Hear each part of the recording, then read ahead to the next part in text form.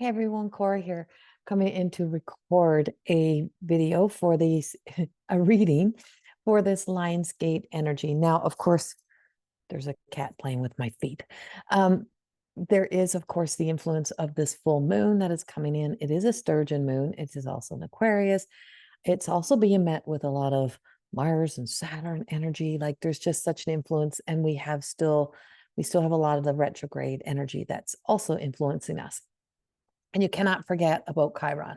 And so the Chiron in Aries retrograde, can't forget it. It is unforgettable because it is kind of turning that mirror back around us. What is that unhealed? What is that unresolved? And it's time to really kind of clean house, clean out the corners, clean up the things that are standing in our way. Getting some real clarity in our lives means sometimes having to let things kind of settle. So once we clean things up, is that we have to let the dust settle. So it takes time. So inspirational ideas, thoughts, things that you want to see come forward in your life, is that we kind of have to let things kind of come to life. And I've been saying this for weeks. I've heard this in my dreams. I've heard it over and over again in my meditations, and the guides keep saying this to me. If you are too busy in your plans, if your schedule is so busy, if you are so busy with everything that's on your list, there is no space for God's plan and whatever God means to you. And so it's like whatever that word, whatever that language, creator, source, sun, moon, stars, doesn't matter. But whatever you're so busy with, and you have your life jammed packed full with things that you to-do list or obligations, then there is no space for God's plan. There's no space for something to come into our lives because you've already decided that you're too busy. You're already telling the universe, I'm too busy. I'm too busy for that. I don't have time for that. I don't have space for that. And every time we say that, is that we limit ourselves, and that limitations is, our imagination has limitations. There is a limited, but the divine imagination, the divine inspiration, and the divine's plan may be bigger than any plan that you have on your list or on that to-do list or even your goals, because there is a belief to what we can and cannot receive as being limited to who we are and what we are. And so when we are available for the greater plan, for something greater to come into our lives, is that it leaves space for what our soul already knows to be true for us and what is there really for us to come into our lives. It might be something bigger and better than you could have imagined. It might be the relationship that is beyond the one that you're having just so that you're not alone, beyond the business plan that you may be creating because you're still shaming yourself out of a bigger business plan. Who knows? There's just something more, but there's a real sense of miracle energy that is unfolding in this energy, but there's also an abundance. And so there's a lot of abundance. And with abundance, of course, we have an abundance of all things that we don't need and all the good things. And one of the big things, and we can't overlook, we can't unsee what is happening in the world, and we can't pretend. So you can't put on the rose-colored glasses, or you can, I guess, put on the rose-colored glasses and say, oh, everything is so wonderful. If you just see everything so positive, if you just stay on the positive side of things, everything will work out. Everything will work itself out, but what it works itself out to matters. What it works itself out to cannot be something that in 5 years we're on a repeat again and we're repeating this cycle. What this energy is given to us, what all of this influential energy that has a powerful kind of volatile feel to it, is to break those patterns, to break free, to not to repeat the same things we have repeated in the past, to recognize that in our world and in our lives, so that we're not in a repeat, so that we're not doing things the way that we did it before. And so we also have a lot of influence of, where was that just going? Oh, we have something just interfered, an interception. So something is like, Oh, wipe that. Okay, we're not going to go there. Okay, we're going to leave that part. And we're just, it's almost like so they were just channeling that message through. And all of a sudden, I just felt myself like drop in, or I felt myself drop into another energy. Um, so I don't even know what I just told you. Okay, we're going to go with this. This is how it works. This is the magic. So whatever the guides just told you, go with that. Go with that. That's our story. That's our truth. Um, okay. Shifting. Oh, moving us not to go to that place. Okay. Not to go to that place. I don't need to go to that place. So just because the world, we don't have to have rose-colored glasses to still have faith and hope. We can have faith and hope. We can be the light. We can be inspirational. We can be bright. We can be shiny. We can be all of those things and still be very aware of what is happening in the world. But what is in our control? What can we control and what can we change? And so what's in our control is how we show up and how we show up in our everyday world and in the everyday life. And so there is a lot of awareness, and there's a lot of awareness to what is happening and what is taking place in the world. But there is also a need to really look at the divine, to look at the light, to really look at what we have faith in, what we keep believing in. And to believe blindly, or to have blind faith, means that we're unwilling to open up to the possibility of something more. So this energy is giving us the opportunity for greater conversations, to open up to new perspectives, to realign to our authenticity, is to recognize that we are more than what we think we are. We're so much more, but there's more to a story. There's more truth. There's more to see. There's a bigger picture. There's bigger plans. See bigger, believe bigger, and look beyond, right? Really look beyond. When we can look beyond even our own bullshit, when we can look beyond our own beliefs that we hold on to so tightly, we have the ability to maybe see something new. So everything, including the greater plan, that God's plan is greater than our plan for us, is, if you're available, is that there's something greater. And this energy brings in something greater. There's something greater unfolding. There's something greater that's happening. And the greatness and the expansion of that is just so powerful and so wonderful. And so from the cards, I went to my Everyday Goddess Oracle cards, and I asked for a card. And so the card they gave me was the Seraphant of Pain, which is Jules. Now, Jules is in the crone energy, and she is inviting us to hand over our pain, to hand over that which is bigger, that which is beyond our control. So Jules is just saying to us, she's telling us that it is time to hand over and stop trying to fight battles we can't win. Stop losing ourselves in energy, relationships, and places where it's bigger, than the problem is bigger than us.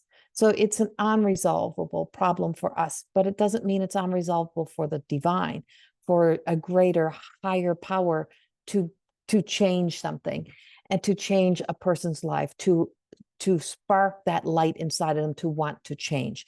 So if you're holding on so tightly to the fact of wanting someone else to change or heal or resolve something in themselves, maybe you're not seeing what you need to resolve within yourself, that you get so caught up in what someone else has going on, and you feel the pain, you feel the neglect, you feel the sense of abandonment. You're feeling all of those things because the people in your lives are not fulfilling they're not soothing your hurt, soothing your wounds.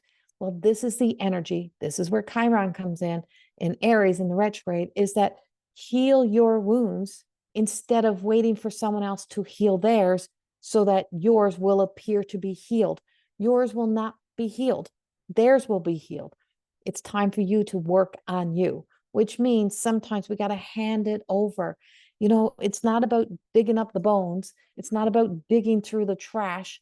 It is about recognize that it's trash and just calling in the dump truck and saying, come take the trash. Come take it away.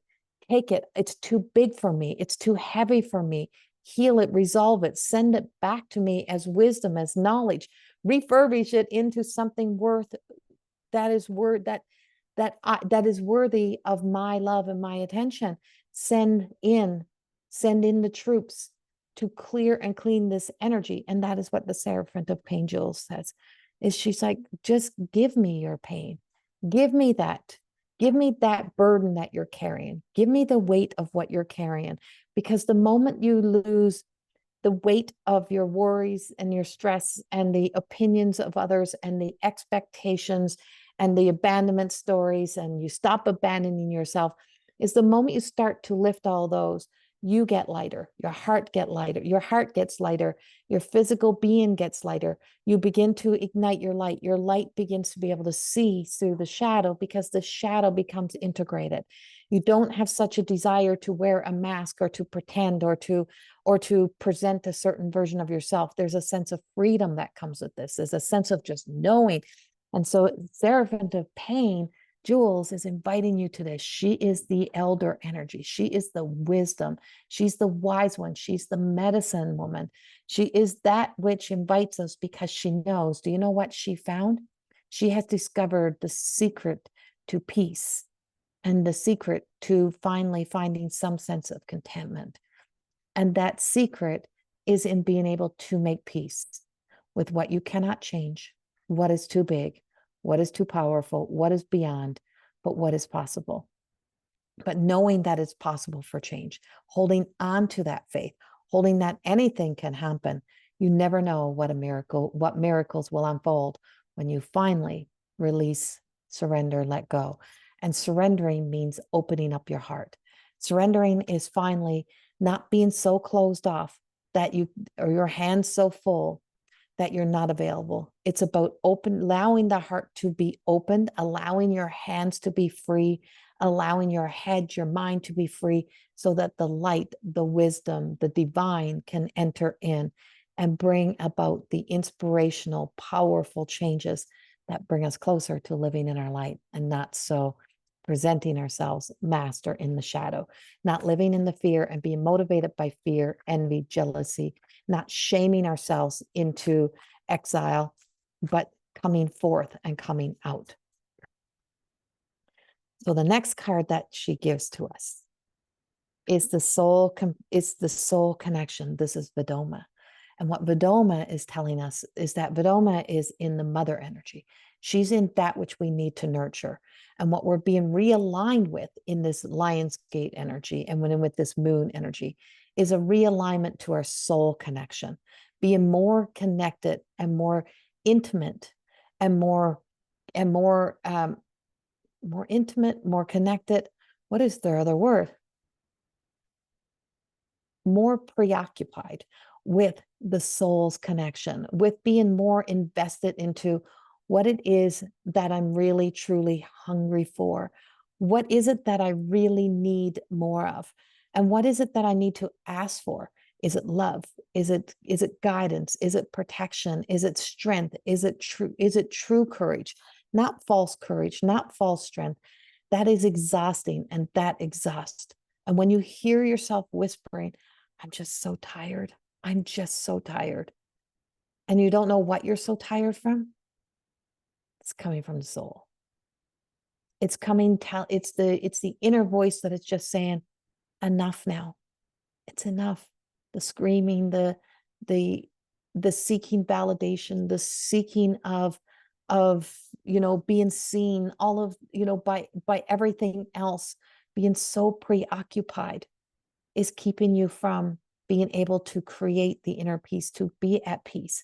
And the moment we find this sense of divine contentment then means we're ready to sit and actually listen, not to be rolling our eyes, not to be huffing and puffing, not to be in such a push and desire to get our point across, or to have that last word, but breathing back and truly listening. And that's where the soul connection begins. When we can breathe back in, when we're open, we can begin the greatest relationship you will ever have in your life. And that greatest relationship is the one that is with the connection to our own soul, to being able to finally come home and be at peace with where we have been, what life has given, and to know that, okay, now it's time for change. Now it's time for change. And so Timeless Treasure Una reminds us of the power of 360, is that when we're going all or nothing, or you find something you like and you do it, like you go overboard, is not doing things in extremes, is not going to extremes, is not doing the all or nothing, but it's about finding that sense of balance. And balance brings us to a sense of liberty. It liberates us, it frees us. Equal is not really always there, but balance is. Not everything can be equal. We can't have, nature doesn't have equal amount of sun, equal amount of rain. Sometimes, depending on what is needed, there's more rain or there's more sun. It's how it flows. It is natural. And so knowing that creating a balance in your life brings you closer to harmony. Harmony brings you closer to contentment. Contentment brings you closer to joy.